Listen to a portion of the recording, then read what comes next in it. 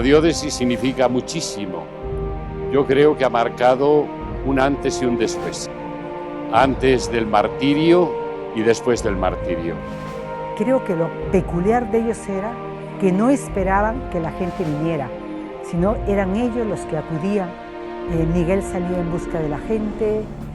Y en ese pues se escuchan disparos. Y en el silencio de la noche, con el eco que hay acá de los cerros, horrible. 1, 2, 3, los padres. La noticia corrió rapidito, los han matado a los padres. Estos padres, Miguel y Zbigniew, nos amaron tanto hasta el extremo de decir, ¿no?, que Pariacoto era el cielo y que los pariacotinos éramos los angelitos. Y ese día cuando fallecieron los padres, el tiempo se quedó así. Así era, de mañana, de 10, 11 de la mañana, era así como si estuviera lleno de polvo, lleno de neblina, como oscuro se quedó Pariacoto.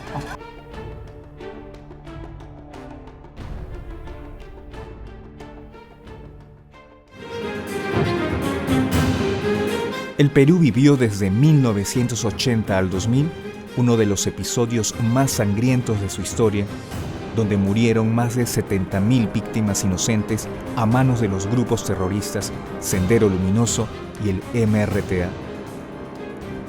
Su objetivo principal era la generación de un vacío de poder, buscando la eliminación o el retiro de autoridades de diversa índole, a lo cual se sumaba el sabotaje permanente de instalaciones y locales públicos. Usaban coches bombas, asesinaban a policías, militares, civiles, sacerdotes y religiosas.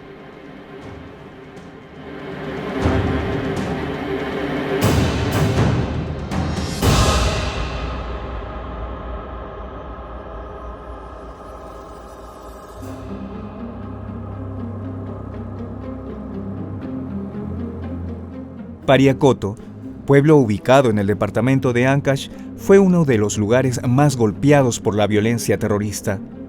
Entre los años 1981 a 1995, muchos gobernadores, alcaldes, jueces de paz, fuerzas policiales y pobladores fueron cruelmente asesinados.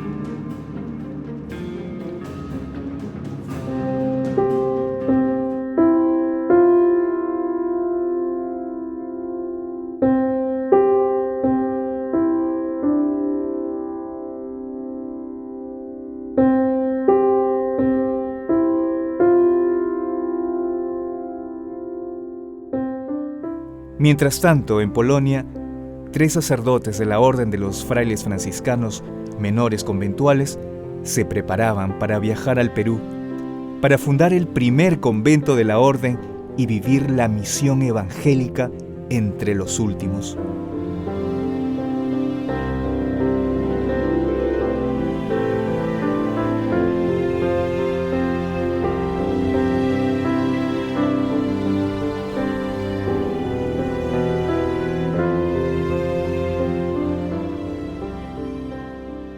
Nuestro maestro de los novicios era padre Mario Paczewski, notabene el confesor del Papa Benedicto. Y él, como tenía mucha experiencia, porque anteriormente era provincial también, conocía América Latina, África, fundó nuevas misiones durante su ministerio de provincial. Entonces, ahí nos conocemos con este hombre extraordinario que nos inculca, nos entusiasma para la misión. Y ahí conozco por primera vez Zbigniew. En Smarzewice, inspirados y animados por este maestro de los novicios, figura extraordinaria, ¿no? Y con Miguel nos conocemos antes. Cuando tengo 15 años, después de primaria, vamos al seminario menor, en aquel tiempo existían, y con Miguel comienzo a estudiar juntos, ¿no?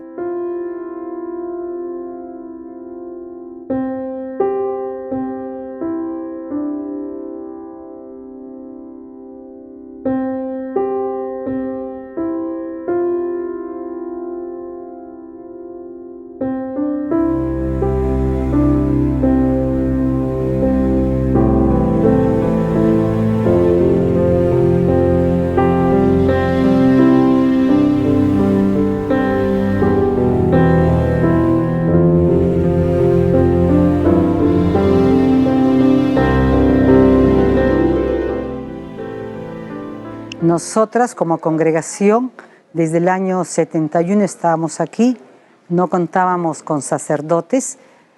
Ellos vinieron y nosotras éramos las esclavas que estábamos aquí a la expectativa y con unos deseos grandes de contar y tener sacerdotes. Ellos vinieron con lo que tenían, es así, pero desde los inicios pudimos integrarnos muy bien. Compartíamos no solo el pan de la palabra, sino también el pan, el alimento. Y nos encontrábamos cada día en los desayunos, en las comidas, todo lo hacíamos en común. Pues me causó bastante admiración, porque no sabían realmente nada. Ellos hablaban y tenían que estar pensando en lo que hablaban y miraban a ver qué cosa decíamos nosotros y a ver si ellos entendían. Y luego de eso, el ver de tan lejos, venir acá, no tener familia ni nada, y sin embargo se les veía contentos, se les veía felices de vivir acá y sobre todo ayudar, como decían ellos, a los más necesitados y por extensión del reino.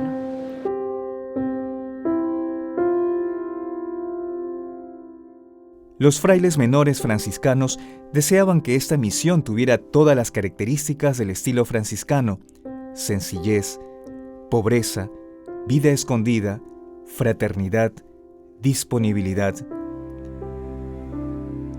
Que las columnas de su acción misionera sean sustancialmente el anuncio del Evangelio y la cercanía a los pobres. Vivir como hermanos en sencillez y pobreza fue el puente más eficaz hacia la gente del lugar.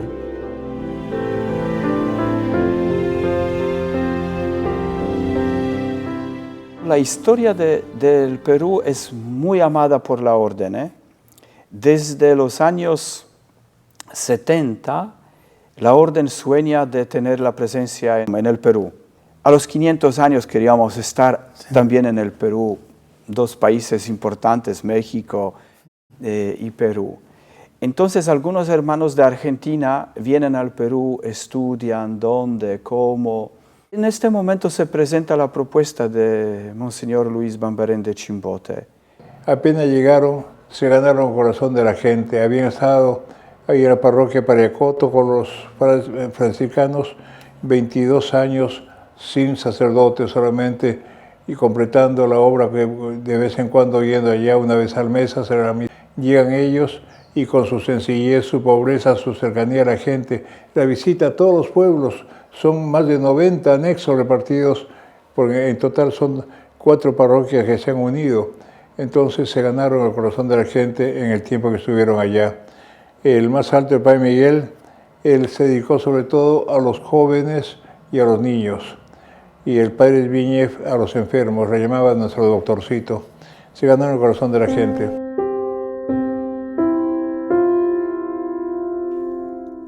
Una vez instalados en el Perú, los misioneros tuvieron muchas reuniones para definir cómo trabajarían en un pueblo con una cultura tan diferente. Y llega un día y llegamos a Pariacoto. Y aquí comienza una aventura hermosa. 24 de julio llega al Perú Miguel, y entonces a partir más o menos de esta fecha ya estamos en Pariacoto. Yo llego primero, comienzo a preparar la casa, pintando un poco así, y en la fiesta de Santa Rosa oficialmente asumimos la misión de Pariacoto. A partir del 30 de agosto ya compartimos la mesa y la vida muy de cerca con las hermanas esclavas del Sagrado Corazón.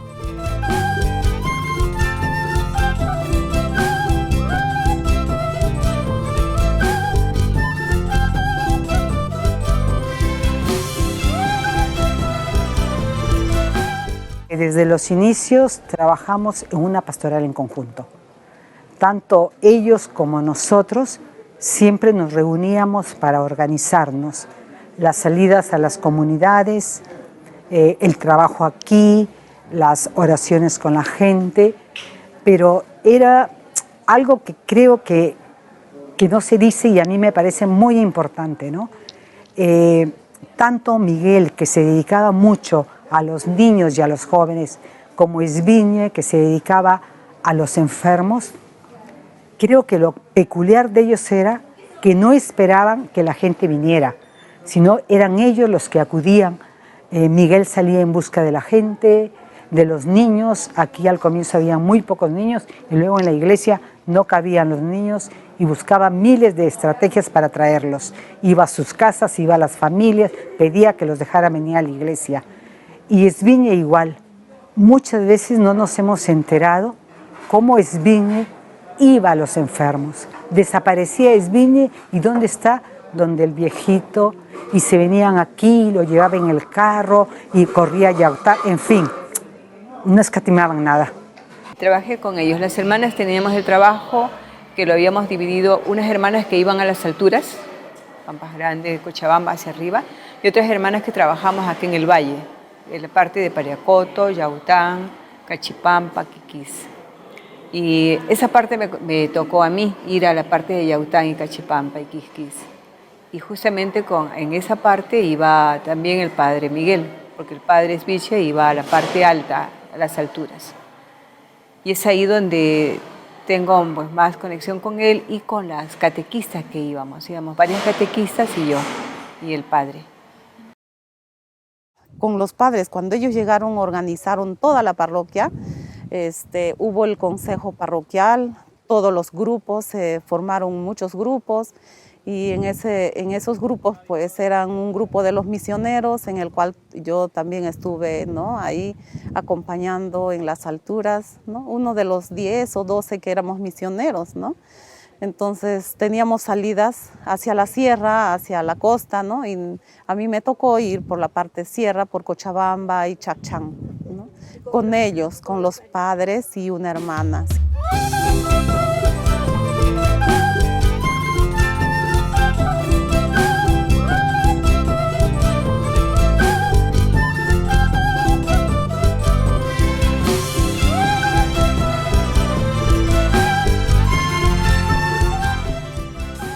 Lo característico de un sacerdote es la consagración, en la que participamos todos y nos hacemos unánime de eso. Y creo que ellos fueron capaces de vivir la Eucaristía en sus dos dimensiones, en esa unión a Dios y unión a los hermanos. Pienso que fue muy claro en ellos y lo tenían muy dentro, su deseo de darse a los demás sin escatimar todo. En nuestra iglesia, yo estuve cuando ellos llegaron a Pariacoto, no nos faltaba nunca la Eucaristía. Y era siempre meternos en esta dimensión para llevarlo a los demás.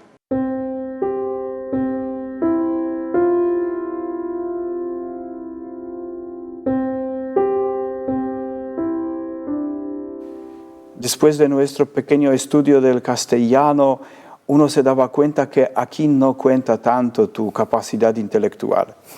Más fuerte es la capacidad de relacionarse al nivel afectivo. Y aquí nos introdujeron las hermanas de una manera increíble. No era tanto importante qué hemos hecho, pero lo más importante era cómo acompañar. Que tal fulana tiene este problema, que hay que ir a acompañar a otra familia. Yo estaba asustado cuando, por ejemplo, una familia campesina de Pariacoto nos invitaba a todos a comer. Chacrita, teníamos que caminar, y bueno, 8 o 6 personas caían porque de alegría te invitaban a comer. Se te partía el corazón. Pero se trataba de grande cariño. Ellos celebraban, era una alegría increíble en la gente, que todos juntos, hermanas y hermanos, llegaban a compartir la mesa. Yo siento que la pastoral comienza por ahí, por comensalidad. Claro. Compartir la vida. Aparte que aprendíamos costumbres, preguntábamos qué es esto, y la gente explicaba. Ellos se sentían felices. Yo siempre digo, el primer maestro en Pariacoto fueron el pueblo. El pueblo te enseñaba con su sabiduría, con un modo también, por ejemplo, de compartir las cosas. Teniendo tan poco, una generosidad en compartir.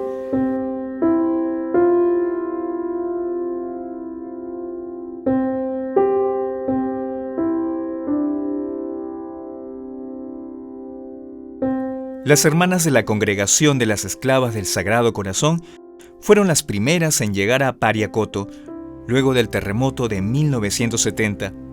Su fervor, la autenticidad de su vida y el entusiasmo propio de una vida religiosa inserta en la misión contagiaron a los sacerdotes polacos.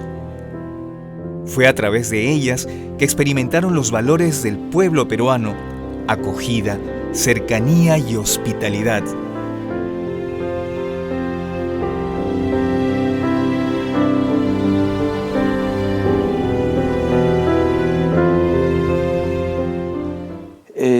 Ellas son que conocen Pariacoto, ellas son que entraron a este pueblo en un momento de grande sufrimiento, de una destrucción total a muchos niveles.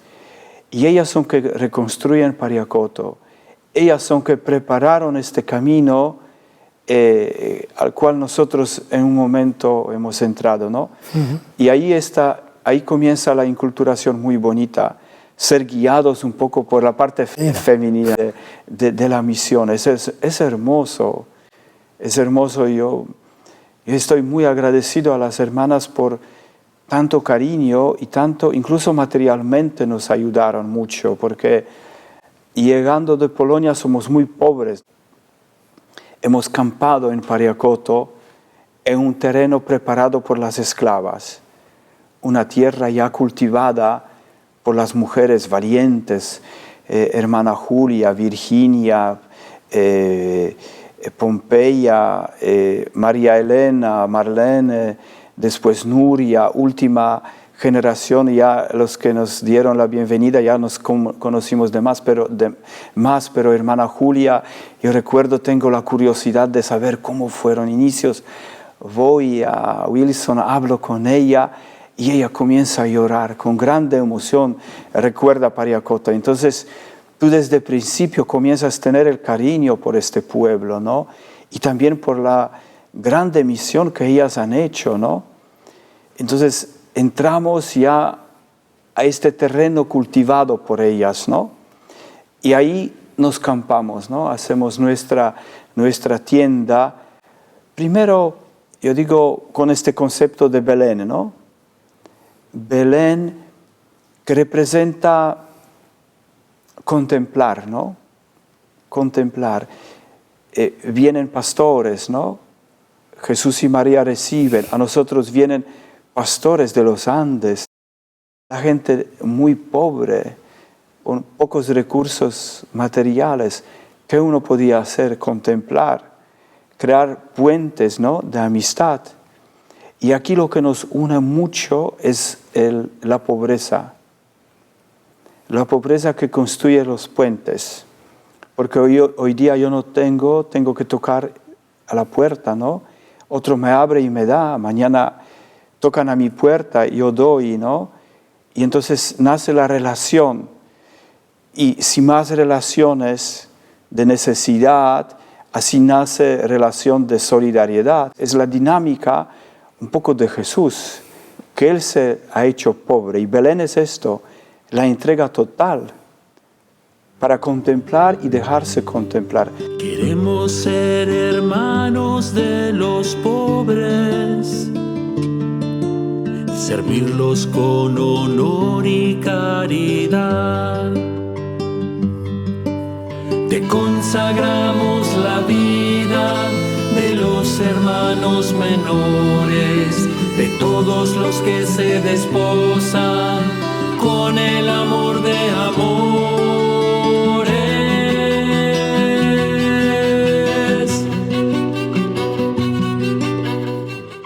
Nosotros hemos recibido tanto en Pariacoto.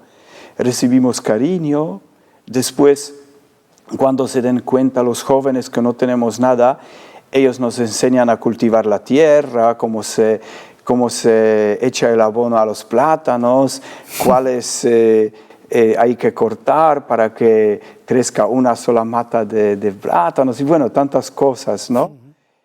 Ellos son que nos dan tantos regalos, ¿no? El tema de Belén, de la pobreza, que une, la pobreza que construye la comunidad es muy fuerte.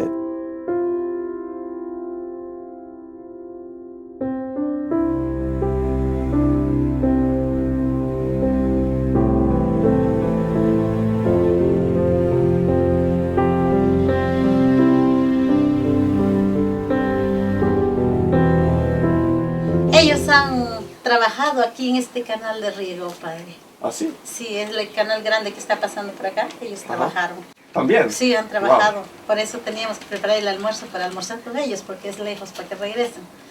Sí, ellos han contribuido en la vida espiritual y como en lo material también nos apoyaron bastante. Pariacoto estaba en una situación de mucha pobreza porque había sequía, mucha sequía. Entonces había muchas necesidades donde ellos se contactaron con Cáritas y trajeron alimentos, pero ellos no se comprometieron directamente en dar, sino formaron un comité.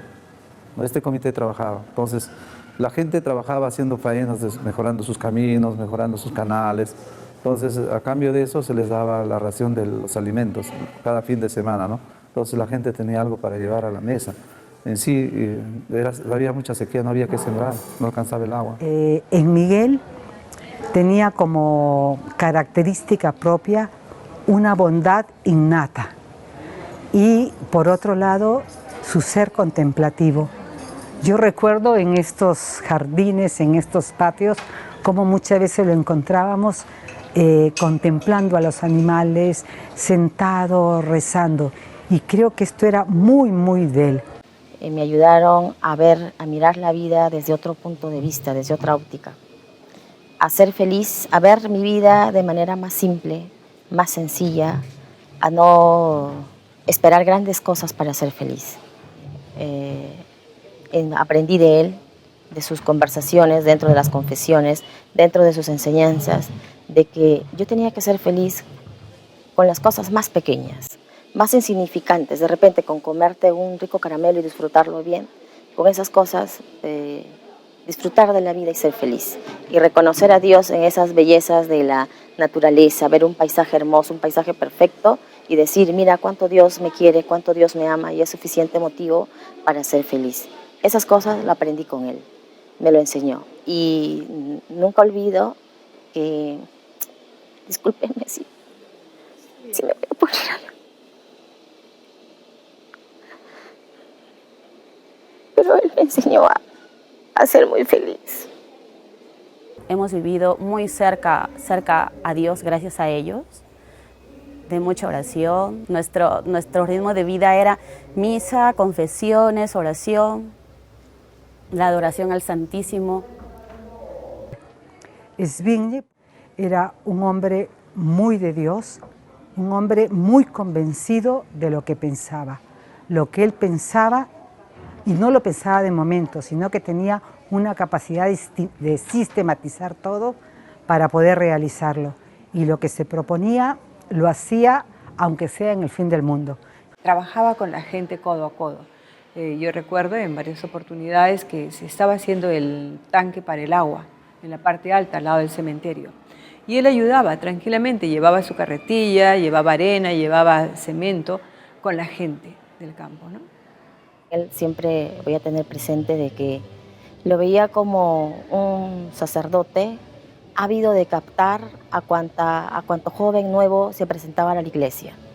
Por ejemplo, estábamos una noche de misa y veía una cara nueva por ahí. Apenas terminaba la misa, se acercaba y abordaba a ese joven, a ese niño.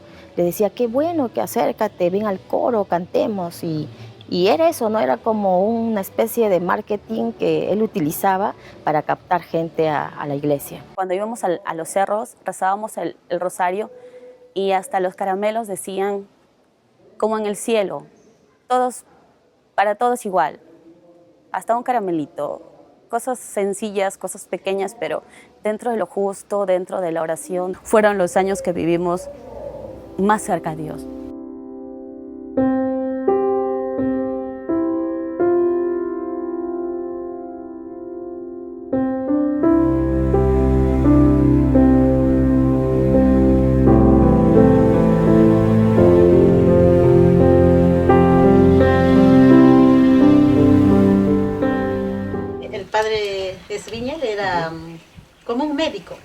andaba con su medicina cargado con su alforja. Aquí había, arriba hay una casa alejado, ahí había un anciano así como mi madre.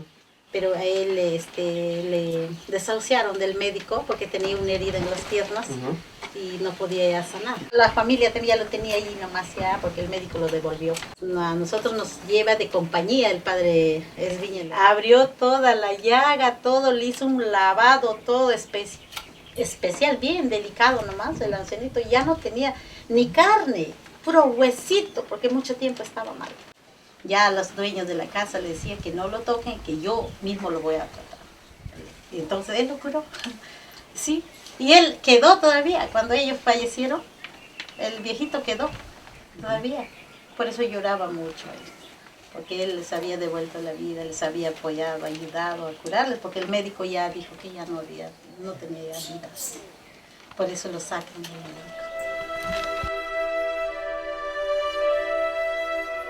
Lamentablemente, la misión de estos jóvenes sacerdotes fue truncada violentamente al poco tiempo de haber llegado al Perú. El 9 de agosto de 1991, un grupo de terroristas los asesinan cruelmente. Hay que matar a los que predican la paz, solo con la violencia se puede conseguir algo, solían decir los subversivos en aquella zona. Todos los viernes teníamos reuniones el grupo de misioneros, que lo llamábamos así, ¿no? Entonces justo era un viernes y pasamos al salón, pero ya era la situación bien complicada porque antes que termine la misa la gente se empezó a pasar la voz. Una joven me dice, ya estaba oscuro, y me dice, hermana, váyase a su casa. Entonces yo digo, ¿pero por qué? Yo vengo a la misa. Hermana, han entrado los cumpas. Digo, pero yo voy a la misa. Y en ese instante que ella me está diciendo eso, yo escucho, ¿no? Que hay tocan fuerte la puerta, pero así como a puntapié.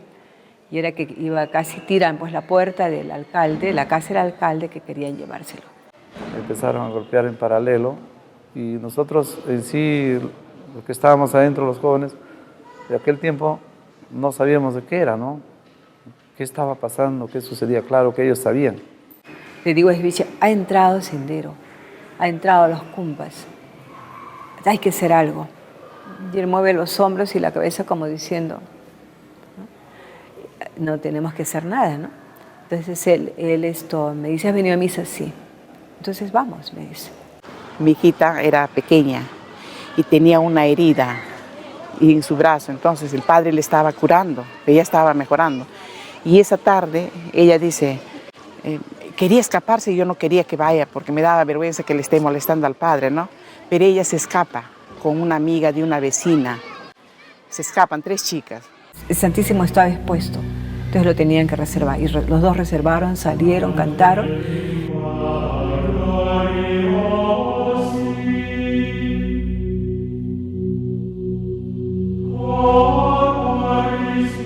Cantaron, reservaron el Santísimo, entran nuevamente y salen revestidos otra vez para la Eucaristía. Y entonces, y yo igual entré corriendo para decirle a Miguel, Miguel, han entrado, hay que hacer algo. Y me dice, vamos a vivir la Eucaristía, dijo. El Evangelio lo lee Miguel, Esviche dice la homilía, y todavía tiene el tiempo para él, ¿no? Se da tiempo para decir la homilía, hablar sobre el amor, sobre la paz, sobre el perdón. Y yo lo miraba como diciendo, hay que terminar rápido, ¿no? Pero nada. Y siguió normal, como que si no pasara nada. Y Miguel también, los dos concelebró Miguel y continúa la Eucaristía. Ya termina la Eucaristía, la bendición, los padres entran. Otra vez me meto a la sacristía para decirle, hay que hacer algo, no podemos estar, están ellos afuera. Entonces ellos me dicen, reúne a los chicos. Les digo, sí, los voy a reunir, pero no pueden irse a su casa, está Sendero afuera. Entonces los chicos que estaban ahí eran los que habían venido recién del paseo que habían tenido horas. Eran los chicos de la confirmación. Entonces al venir aquí se quedaron acá, ya no se pudieron ir por la gente que ellos fueron los de Sendero, ¿no? Entonces ya me reuní con ellos para decirles, miren, vamos a simular que estamos en reunión. Hacemos tiempo y después se van. Y en eso que estoy yendo hacia el patio, y me doy cuenta que habían rodeado la casa porque atrás hay un portón. Y debajo del portón pasaron la linterna, así con luz, ¿no? Entonces digo, ¿quién anda ahí? Y otra vez pasaron como diciendo, somos nosotros, ¿no? Entonces, con la misma regresé a los chicos a decirle, no se muevan, y a buscar al padre. Ya no estaba Miguel, ya no estaba Esville, y ellos habían subido a la capilla a hablar con los postulantes para decirle, quédense ahí, recen, es hora de rezar y no, ustedes no salen de la capilla. Y en ese momento es que estoy bajando al patio y escucho ruidos, tocan la puerta. Cuando yo salí, me encontré con el padre Esville y ya me enteré que era un terrorista porque ya tenían amarrado. Y le digo, ¿sabes qué? Te podemos hacer escapar, porque ahí hay una parte que da al vecino, al otro lado, subiendo el segundo piso, es bajo, ¿no? Te hacemos escapar por acá, padre, y son los terroristas. No, me dijo así, yo no tengo por qué irme, yo no he hecho nada, yo no tengo por qué escaparme, yo no he hecho nada. Y se quedó parado así. Y en ese instante comienzan a aparecer, todititos allí, todos aparecen, como 25 más o menos, ¿no? En la puerta del otro, la puerta chica. O más o menos como 25, todos armados. Todos estaban con sus metralletas ahí, los otros con escopetas y el otro había con granadas, ¿no? Con granadas, esas piñas que es en la mano. Y todos con pasamontañas, solamente se les veía eso. Y otros que estaban con medias, ¿no? Que lo deforma totalmente. Y ahí fue donde les dije, ¿no? ¿Qué es lo que desean? ¿Qué es lo que quieren? Y bueno, yo hablaba pues ahí sin parar. Entonces me dijo, no, buscamos a los padres. Pero fíjese que no sé qué, pero si ustedes quieren algo, hagan una carta, yo se las llevo si quieren. Si es la presidenta, la llevo al obispo, lo puedo ir al presidente. Si quieren algún reclamo, algo, que lo traigan a los padres. Pero fíjese, y en ese instante se aparece Esville. ¿A quién buscan? ¿Me buscan a mí? Aquí estoy. Entonces, ¿y el otro dónde está? Entonces agarran al padre y le dan un empujón así, lo voltean con fuerza, ¿no? Para amarrarle las manos. Igual les comienzo a reclamar, ¿no? Que por qué hacen eso, ¿qué les va a hacer? Por seguridad. ¿Qué seguridad? Le digo, si no pueden hacerles nada. Entonces, ¿dónde está el otro? Que ya viene. Y justamente se aparece el padre Miguel, ¿no? Todo amarrado también, con las manos atrás. Y aparece, las llaves, comienzan a pedir las llaves. Entonces le dice, lo tengo en mi bolsillo, y me dice a mí, sácalo. Le digo, no, sácalo, me dice. Entonces ya tuve que sacar las llaves del carro y le doy al terrorista que estaba ahí. Pero los misioneros estaban dispuestos a afrontar la extrema situación de violencia que se daba en ese momento. Hemos bajado, otra vez ahí en la puerta, y no hay padres. Yo le digo, ¿y el padre Miguel? Ya se lo llevaron. ¿Pero dónde? ¿Dónde? Ya se lo llevaron.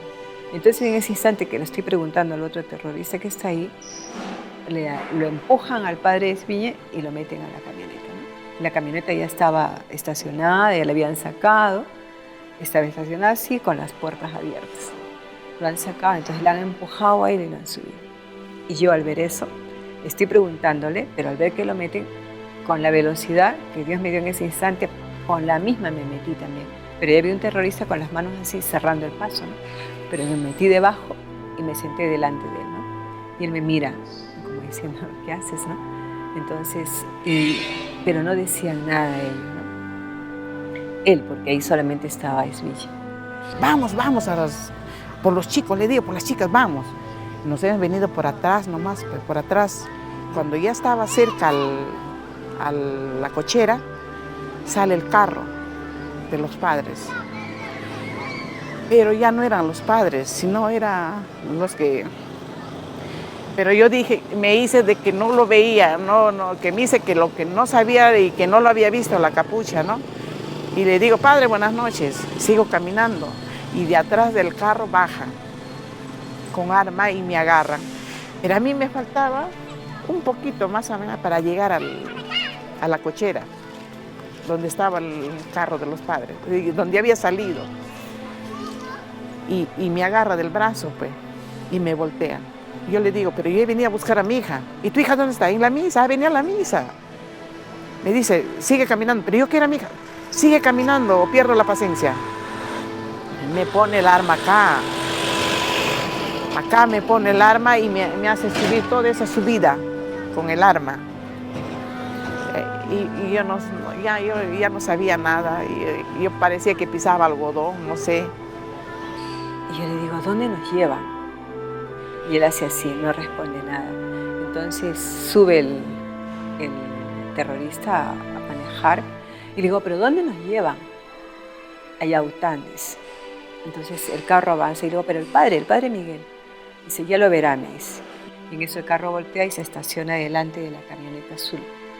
Porque eran 2 camionetas de acá, ¿no? Una chica, las 2 eran Toyota, una y otra grande. La grande se estaciona detrás del azul y en eso que con los reflectores se ve que bajan al padre Miguel de la camioneta, todo atado, amarrado, y lo ponen a la camioneta nuestra, ¿no? Al lado del chofer. Lo agarran, lo avientan y lo sientan ahí. Entonces le digo, Miguel, ¿te han hecho algo? Nada más que mueve la cabeza diciendo no. Y eso se sientan ahí, está ahí, voltea, lo mira a Svichi, pero no hay nada de palabras, no se dice nada. Y en ese instante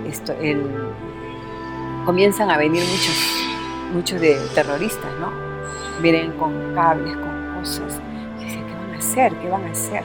Y comienzan a traer gente, unas 5 o 6 personas de acá, del pueblo, los ponen delante de la camioneta azul. Se ve por los reflectores, ¿no? Y luego al costado, a ambos costados, terroristas apuntándoles. Entonces lo primero que se me viene a la cabeza es, van a hacer el juicio popular. Y ellos no dicen nada. Entonces se ve que están hablando algo, están haciendo los terrucos ahí. Miran a un lado, miran a otro. Y de pronto desaparecen. Les hacen así con las armas que se vayan a la gente. Habían varios mayores y otros más o menos, niños ninguno, y los hacen con las armas que se vayan, ¿no? Se retiran y luego viene corriendo uno y el terrorista que se sienta al lado de Miguel se sienta así como con cólera, fuerza y mira. Dice, así que ustedes son, dice, ¿no? Y nos mira así. Y en eso viene el otro terrorista y le dice, no está, le dice, se ha ido el gobernador. Entonces dice, mátenlo, ¿qué esperan? Dice, pero no está, pues vayan, está ahí en la casa, pongan bomba, lo que sea. Eso, y yo le digo, pero yo le digo, ¿ustedes no dicen que están por el pueblo, por los pobres? Y hay niños. Me dijo, a eso hay que matarlos como perros, ¿no? Pero fíjese, otra vez hablando yo, ¿no? Pero nada. Y en eso otra vez voltea y comienza a preguntar. A Miguel le pregunta, ¿y usted conoce tal sitio, tal cosa? A Esviñe también. Y ellos le responden, ¿no? Y en una de esas Miguel le dice, en el único momento que habló él, le dice, si usted cree que nos hemos equivocado, díganos en qué. Y el hombre lo miraba y no dijo nada. Y también igual Esviñe le dice, amigo, muchas veces ustedes nos han visto en las alturas, porque ustedes van por allá. ¿Por qué no nos cogieron allá? ¿Por qué no nos dijeron algo allá? Tampoco. Entonces comenzaron a decir que ustedes engañan al pueblo, adormecen al pueblo con esto de la Biblia, la paz, que la religión es el opio del pueblo, que habló de Carlos Marx, de Mao Zedong. Comenzó, ¿no?, a hablar de su doctrina. Pero, y en ese instante, Miguel otra vez volteó a mirar a Esviñe. Cruzó una palabra muy corta en polaco, ¿no? Es la única palabra que yo escuché. Voltea y le dice en polaco una palabra corta. Que yo después, conversando con los padres, pues, y ellos repitiendo algunas palabras, pues pudo haber sido, nos van a matar o vamos a morir. Al avanzar unos cuantos metros se da cuenta que, bueno, no sé si se da cuenta o piensa que estoy ahí, ¿no? Me mira y me dice, ¿qué hago ahí? ¿Qué es esa mujer ahí? Que se baje. Entonces digo, yo no me voy a bajar, que se baje, que no me voy a bajar. Me repitió como 3 veces, ¿no? No, yo no me voy a bajar, yo voy a acompañar a los padres hasta donde los lleven, no los voy a dejar solos. Entonces otra vez, que se baje. Y los terroristas que estaban aquí en la parte de la entrada de la puerta también miraban, ¿no? Y mi Esviñe, que estaba frente a mí, porque los asientos eran así, me mira y me dice, bájate. No, le digo. Yo iré con ustedes hasta donde los lleven. Bájate, me dice. Y en eso que está así diciendo, 2 veces nomás me repitió, el otro terrorista que estaba acá, porque eran 2, me empuja. Entonces al empujarme, me tira. O sea, como estaban abiertas las puertas, me tiró, ¿no? Me he caído del carro, porque me botaron, me caí. Y yo en ese instante, pues nada, no sentí nada. Estaba toda, me había roto las rodillas, todo, pero he seguido corriendo detrás del carro, ¿no? Bajaron, rociaron el puente y lo quemaron. Pero ya el carro marrón había subido, que estaban donde estaban los padres, ¿no? Y ellos me decían, al suelo, que me tirara porque iban a estallar las bombas en ese instante. Y en ese instante que trato de irme por el costado, comenzó a estallar, ¿no? Y ya pues no me quedó más remedio que... Yo corría, pero era como saltar por todo. Entonces he retrocedido y al retroceder caí al lado de la pared. Igualito fue, no sentí nada en ese instante y lo único que hice partir la carrera otra vez, ¿no? Porque no podía hacer ya nada. Todo era humo, olor a pólvora y humo. Y el carro desapareció en la subida al camino a Cochabamba. En ese tiempo, cuando Sendero cogía a gente para matarlos o los mataba, ¿qué es lo que hacía? Era desaparecerlos, o los enterraban o los quemaban. Y ya no se sabía nada de ellos, ¿no? Entonces lo que yo primero pensaba era eso, si los han llevado, van a pedir recompensa, porque yo no pensaba en la muerte. Van a pedir recompensa, tenemos que saber dónde están. Y en ese pues se escuchan disparos. Y en el silencio de la noche, con el eco que hay acá de los cerros, horrible. 1, 2, 3, los padres.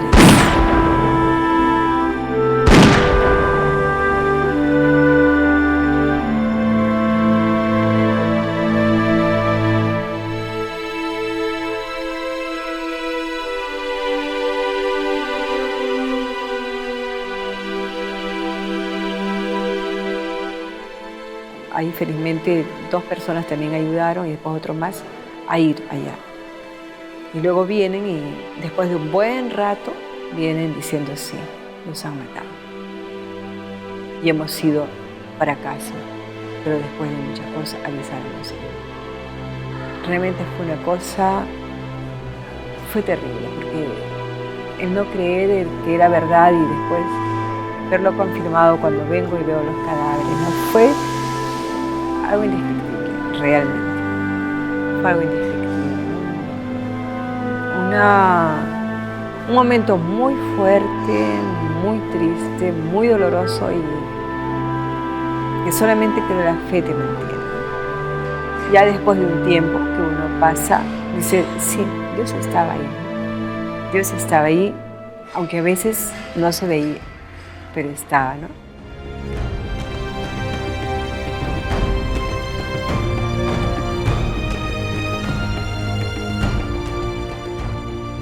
El asesinato de ambos religiosos estremeció profundamente al pequeño pueblo de Pariacoto y desde entonces se inicia un largo caminar con el deseo de elevar a Miguel y a Esbivnies a los altares. Al paso del féretro, el pueblo rindió homenaje a los hermanos mártires con flores, banderas, oraciones, lágrimas y carteles en los que se leía paz y bien. Perdónales, porque no saben lo que hacen. Nuestros padres no murieron.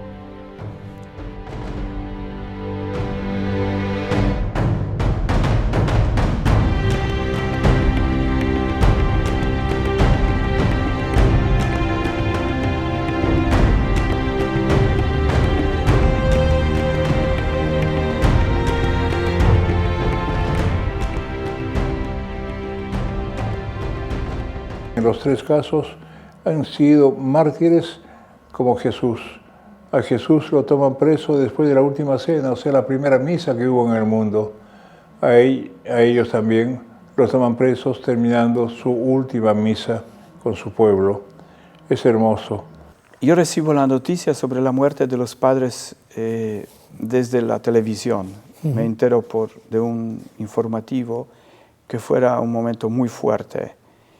Y inmediatamente voy a Cracovia, justo era el momento de despedida con mi familia, y ahí encuentro Juan Pablo II.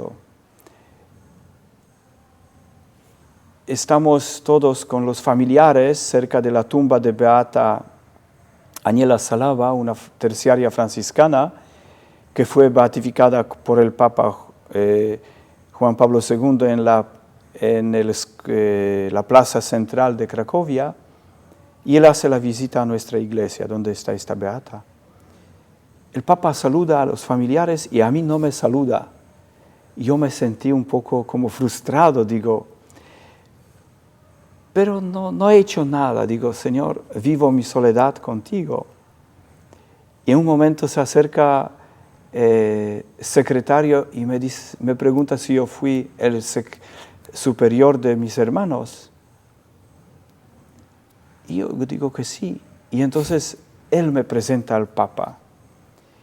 Y recuerdo este momento cuando se separan toda la seguridad y estamos los dos, y el Papa me hace muchas preguntas, porque él estuvo antes en el Perú, conocía muy bien la realidad del Perú. Y yo me sentía como en brazos de una persona realmente por fin en Polonia, con alguien que estuvo en el Perú, que conocía muy bien la realidad, y me dio algo que incluso es muy difícil de explicar, ¿no? Y terminó con esta frase que tenemos nuevos santos mártires misioneros. Y yo me enrodillo y después le pedí la bendición, y con esto regreso al Perú rápido. Viajo a Berlín y de Berlín a Lima. Era este momento, yo digo, de gracia, o de cómo Dios pone en el camino las personas adecuadas que te hacen recuperar la pasión de nuevo. Yo era consciente que en el Perú se quedaron 2 hermanos de Polonia, pero también 3 hermanos que eran candidatos para la orden. Entonces yo no podía estar en Polonia. Ellos fueron motivo de que tengo que ir y abrazarlos y continuarlos el proceso de formación. Incluso uno de ellos hoy día es misionero en Cuba, fraile nuestro, ¿no? Un chimbotano que sobrevivió porque Miguel lo protegió, y Zbigniew, en el momento de la captura, cuando dicen que quieren hablar con todos, él dice, no, con nosotros pueden hablar, pero a los 3 postulantes que dejen. Y esto fue el primer motivo. Después, segundo, era aquel que la gente de Pariacoto, a pesar que recibió amenazas de que si se van a reunir en la iglesia les van a matar, los jóvenes continuaron con toda la programación pastoral y visitaron los pueblos, comunidades, y esto fue para mí el símbolo y signo de esta 4ª columna después de Gólgota de resurrección, que la gente no tenía miedo. No tenía miedo y seguía adelante. Entonces para mí no quedaba otra que seguir adelante.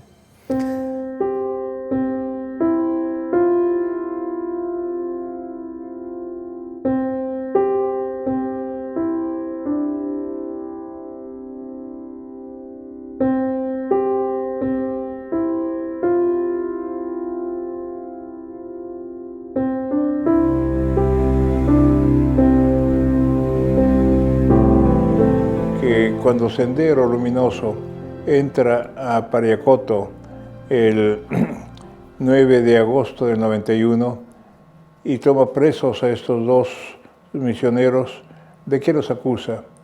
Primera acusación, ustedes con la Biblia, los sacramentos, la misa, catecismo, con eso que llaman evangelización, impiden que nuestro mensaje de la lucha armada sea aceptado por el pueblo, por los jóvenes, porque la religión es el opio del pueblo.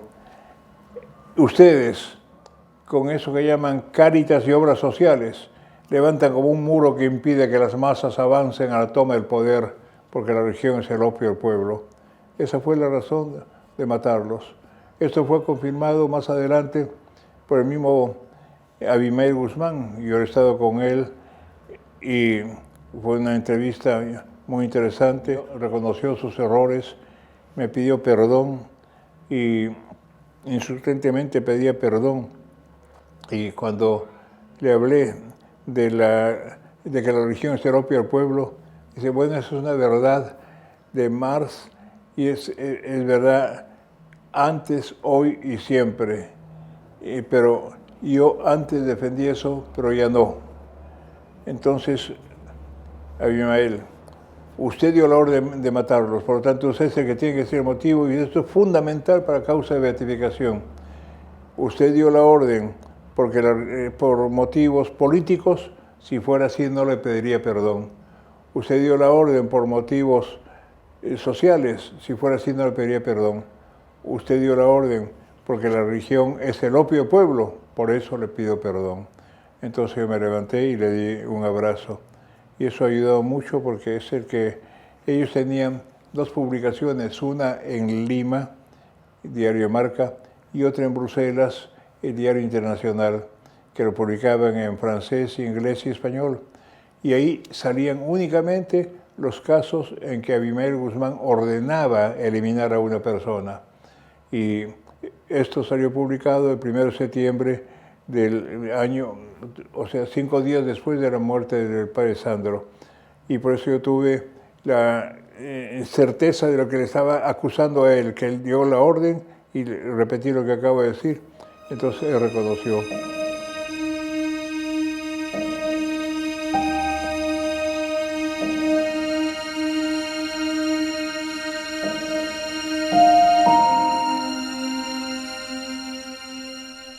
Con su presencia encendían en su misión el fuego de la caridad evangélica, de la ayuda a los necesitados, de la defensa de los pequeños y de los débiles. Era este su apostolado. Obraban el bien para contrastar el mal.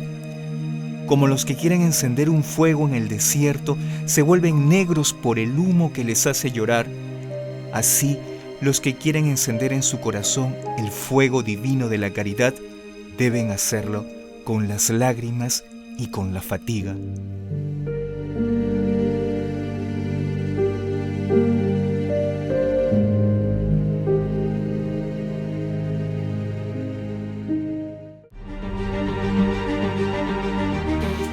El lunes 3 de febrero del 2015, el Santo Padre Francisco autoriza a la Congregación para la Causa de los Santos la promulgación del decreto relativo al martirio de los siervos de Dios, Miguel Tomasev y Zbigniew Stralkowski, sacerdotes de la Orden de los Hermanos Menores Conventuales.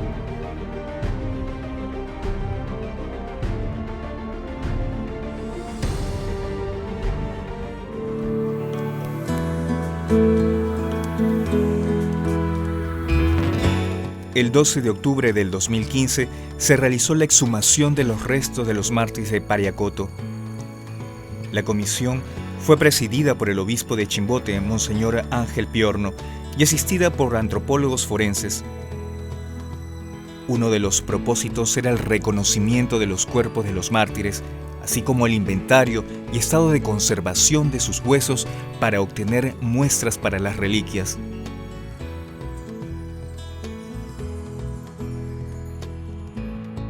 Tras la exhumación, los restos mortales fueron depositados en la capilla Santuario de Pariacoto, que se ha convertido en lugar de peregrinación.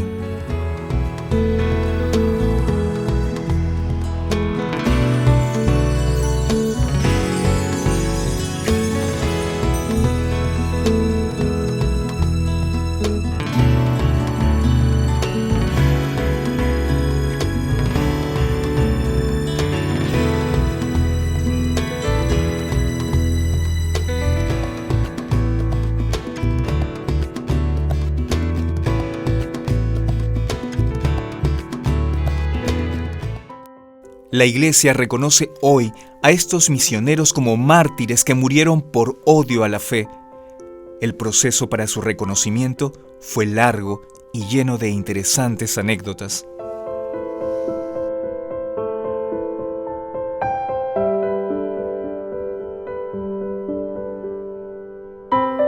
¿Por qué me animé a iniciar el proceso de beatificación?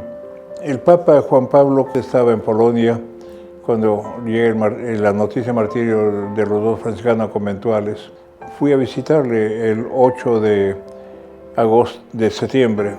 Y entonces el Papa me recibe de esta forma, con un abrazo así lleno de, como un verdadero padre, ¿no? Como trata de consolarme y me dice algo muy bello. Son mártires, verdaderos mártires. Son mártires, verdaderos mártires. Son mártires, verdaderos mártires. Son mártires, verdaderos mártires. Eso me animó ya a iniciar el proceso. Volviendo a Lima, no se puede empezar los procesos hasta después de 5 años, pero volviendo a Lima, a la Asamblea de los Obispos, pedí al cardenal Augusto Vargas, que era entonces presidente de la conferencia, que pidiese al Papa abreviar, y nos lo concedió. De modo que empezamos al 4.º año. Era un proceso complicado porque había que formar un tribunal en Cracovia, otro en Roma y otro en Chimbote. Y yo tenía que coordinar todo eso. Encontré un gran apoyo en el general de los franciscanos, que se nombró el postulador. Siguió el proceso. El proceso es complicado porque hay que reunir los testimonios de todos los testigos de los tribunales que he indicado y reunirlos. Se juntaron 25 libros con testimonios. Se recibe en el tribunal de Chimbote y ahí se cierra, se lacra y se lleva a la Congregación para la Causa de los Santos. Ahí reciben y entra en un proceso de estudio que dura por lo menos 2 o 3 años para revisar todos los testimonios y ver si el proceso diocesano se ha llevado bien. Si hay fallas hay que empezar todo de nuevo, pero gracias a Dios estuvo muy bien. Y de ahí pasa ya a los teólogos para ver si hay algunos errores doctrinales y a su tiempo también. Finalmente, en la reunión que tienen en la congregación, que son 34 miembros entre cardenales, obispos, historiadores, teólogos, aprueban. Entonces, el 21 de octubre, en que me fui a ver prefecto de la Congregación de la Causa de los Santos, el cardenal Angelo Amato, él sale contento y me dice: congratulaciones, congratulaciones, carísimo. El proceso ha terminado, es finito, son mártires, verdaderos mártires. Ya con eso me levantó, pues me hizo falta el decreto que será el 3 de febrero. Eso fue el 21 de octubre. El 22 me fui a ver al Papa, a saludarlo, a agradecerle que ya hubiese terminado esto y a pedirle el decreto. Y al mismo tiempo le invité para que fuese él el que viniese aquí a beatificarles, porque eran nuestros primeros mártires. Me dijo, ojalá pueda ser. Le entregué el cuadro de ellos, puso la mano sin signo de veneración y cumplió su palabra. El 3 de febrero se dio el decreto. En una misa solemne, el cardenal Amato, en representación del Papa Francisco, celebra la misa de beatificación en Chimbote el 5 de diciembre del 2015, donde se proclaman beatos a Miguel Zbigniew y al sacerdote italiano Sandro Dordi, quien fuera también asesinado el 25 de agosto por los terroristas. Esto nos dijo Monseñor Amato en la homilía de beatificación de los sacerdotes Miguel, Zbigniew y Sandro. ¿Qué nos dicen los mártires? Nos dejan 3 mensajes. El primero es un mensaje de fe. Los mártires superaron las numerosas dificultades de su misión en tierra peruana gracias a una extraordinaria confianza en la providencia divina. Este fuerte espíritu de fe les dio la serenidad para abandonarse en las manos de Dios, perseverando en la misión a pesar del concreto peligro de muerte. Un segundo mensaje es el de la caridad. Por amor se habían hecho misioneros, impulsados por la urgencia de anunciar a Cristo y de llevar a los pueblos la buena nueva del Evangelio. Educaban a los niños y a los jóvenes en el amor de Jesús. Ayudaban a los necesitados, asistían a los enfermos, eran amables, acogedores, trabajadores. El tercer mensaje es el de la fidelidad a la vocación cristiana y misionera.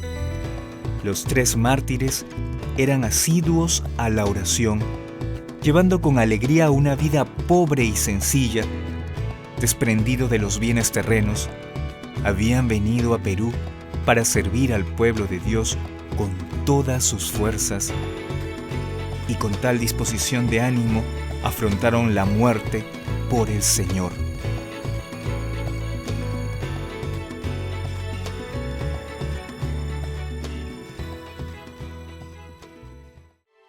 Actualmente en el pueblo de Pariacoto se sigue recordando este cruel suceso, pero iluminado desde una perspectiva cristiana. La muerte de los primeros mártires de la iglesia peruana no fue en vano. Dejaron un testimonio de fe, caridad y fidelidad a la vocación misionera que sigue contagiando a nuevas generaciones. Una tierra que ha sido regada con sangre de mártires está llamada a engendrar nuevos cristianos de textura evangélica, dijo Monseñor Piorno.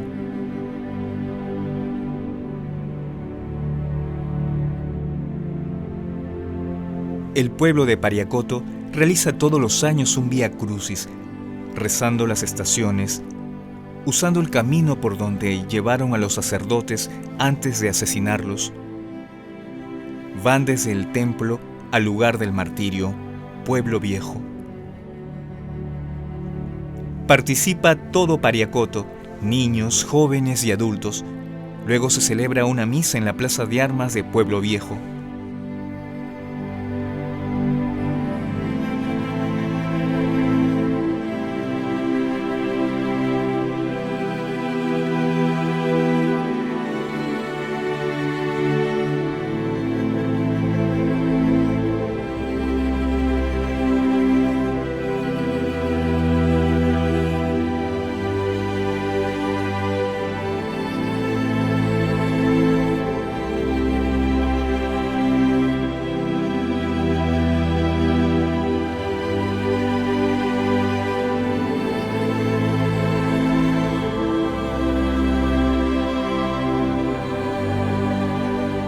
Ieri a Chimbote, in Perù, sono stati proclamati beati Michel Tomaszek, Zbigniew Schiawowski, francescani conventuale, e Alessandro Dordi, sacerdote fidei donum, uccisi in odio alla fede nel 91.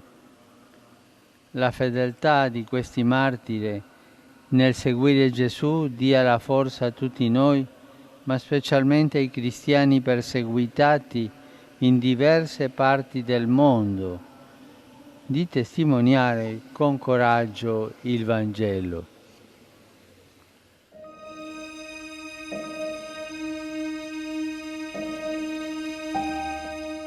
El Papa Francisco rezó al recordar a los mártires en la Jornada Mundial de la Juventud realizada en Polonia en el 2016, diciendo: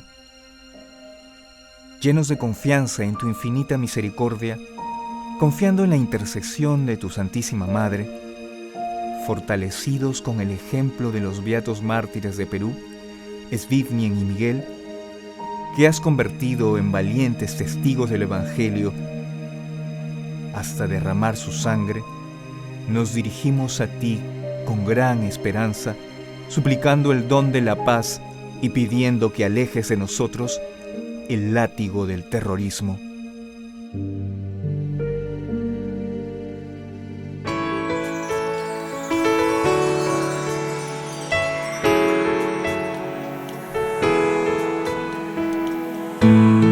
Yo tengo la firme esperanza que con la intercesión de estos 2 beatos, que muy pronto los veremos como santos en el santoral de la Iglesia, el Perú se renueve, que vuelvan a surgir también en nuestra tierra muchas y santas vocaciones a la vida consagrada, a la vida sacerdotal, y por supuesto que ellos logren que esta congregación de magníficos sacerdotes, magníficos hermanos como son los franciscanos conventuales, se vean fecundados por muchas vocaciones de jóvenes que ciertamente presten el servicio que los dos mártires prestaron aquí, en este pueblo de Pariacoto, un servicio hasta la entrega de la propia vida. Entonces yo creo que hay que como unir esta santidad que han vivido ellos a lo que hoy nos pide la iglesia, ¿no? Ser una iglesia en salida, ser una iglesia de los pobres, ser una iglesia abierta, donde demos cabida a todos. Es una llamada, pienso que es una llamada bien grande y bien fuerte. Es una gran responsabilidad a seguir dando a conocer quiénes fueron ellos, cómo estuvieron, cómo vivieron y cuál es la invitación, ¿no? Que a través de mi vida me llama, pienso que una llamada a dar un testimonio, ¿no? Un buen testimonio de lo que es la vida religiosa, la vida de una persona comprometida a fondo y la vida de alguien que necesita ser misericordioso, como la invitación del Papa ahora, ¿no? Y a repensar bien las cosas y a saber darlas a conocer, y sobre todo a las personas más cercanas, con las que vivo, mi comunidad, mis hermanas, mi congregación y las personas con las que trabajo. Mi llamada es... Tú eres sacerdote de Cristo, has recibido su sacerdocio y tienes que sacrificarte como lo hizo Él, como una ofrenda desinteresada, cuya única inspiración es el amor. Anunciarás la palabra de Dios, administrarás los sacramentos y te cansarás. Estarás solo.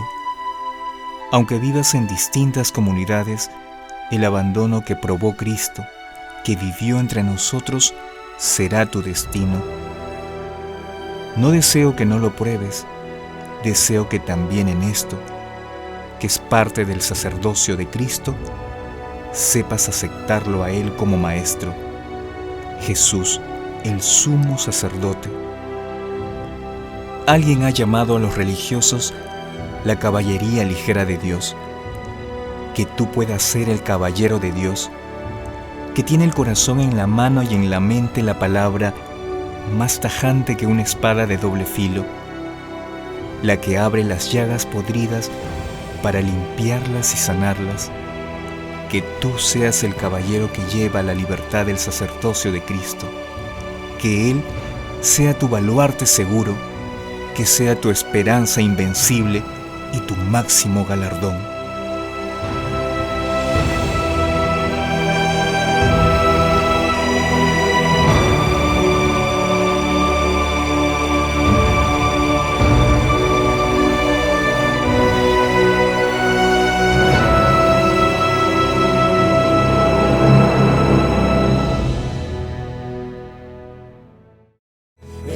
Están aquí, son testigos de la esperanza, su sangre llenó de flores mi país.